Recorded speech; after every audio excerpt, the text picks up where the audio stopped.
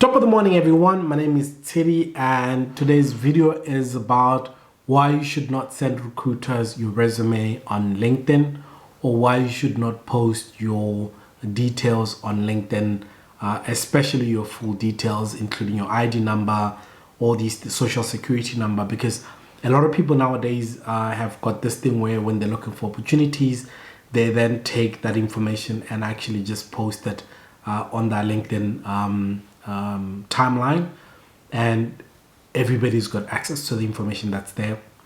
Most of the information is actually information that you shouldn't be easily sharing with just about everybody. Now, this is the video that's focusing on that, why you should not send your CV to recruiters, or why you should not send your CV to anybody else unless for the purposes that you're supposed to send it for. Now, before I get into other details about why I don't think it's a good idea to actually do that, let's just take a look at cybersecurity as one of the biggest concerns. Now, one of the things that people have done, whether it's fraudsters or different people that have stolen people's identities, is what they've done is they've normally taken all the information from the LinkedIn, people's LinkedIn profiles to be able to use it for the wrong reasons. Now, you've got quite a number of people that are trying to grow their LinkedIn profiles. And one of the things that they do is they'll put a status out there to say, hi, if you're looking for a job in this particular country, please click like or comment with your resume, or comment with your email address, comment with this, comment with that, and comment with that. Now, unfortunately, what then happens is a lot of people that are really desperate for opportunities end up literally clicking on these things or double clicking or making sure that they share their resumes or they share their email addresses. There are people that scrape that information on LinkedIn, and they use it for their own platforms so that those platforms will be able to start sharing some of the information or selling the data that they've got. Number two, they will also take some of that data and sell it to other companies that want to market you different products and different brands. Some of it is actually not really above the board. And the other third thing is a lot of these people that do that is just to try and grow their LinkedIn profile to thousands and thousands and hundreds of thousands of followers. Now, unfortunately, you find that every time you follow up with these guys, they never actually respond or never give you any information. So be very, very careful who you share your information with, because identity theft can be the one thing that actually puts you in a lot of debt. Because if somebody steals your identity, because number one, they've got your ID number, they've got your full name, they've got your address. These three informations can be used for just about anything. They can go get a cell phone under your name, they can go do this, they can go do that, get a new ID under your name. So be extremely careful where you share some of this information with the people in the market.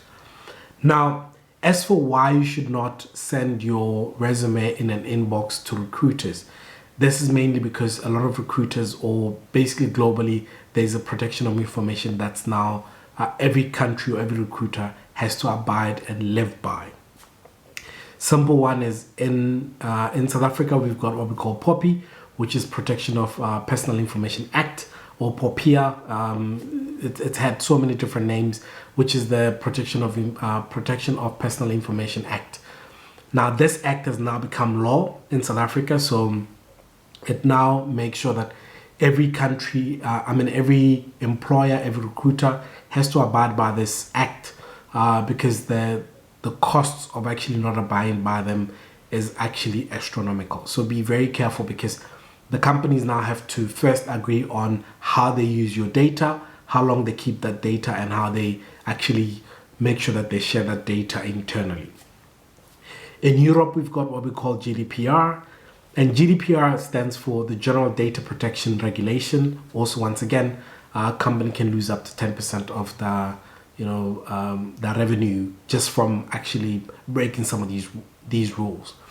Now, the reason why we always say don't send your resumes to recruiters is because even if you do send it to me as a recruiter, I can look at the resume, but there's nothing I can do with it if, for example, I'm not the recruiter that's looking at that job.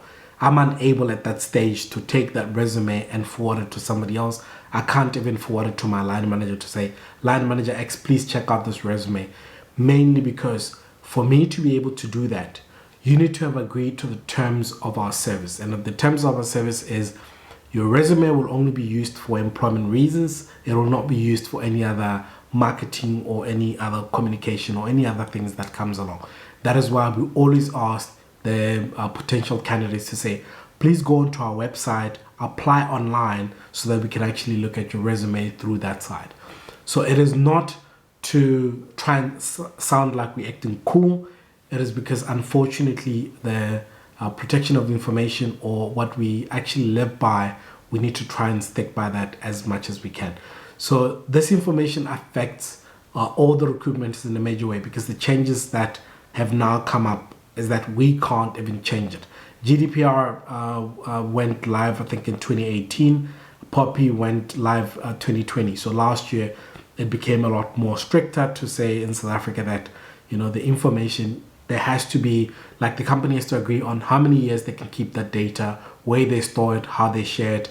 And those are some of the reasons why you should not share your resume with a recruiter, unless for purposes where you guys are just going through a certain discussion where you're going through your resume, and after that you need to apply online, because you need to only apply online to be able to have that access.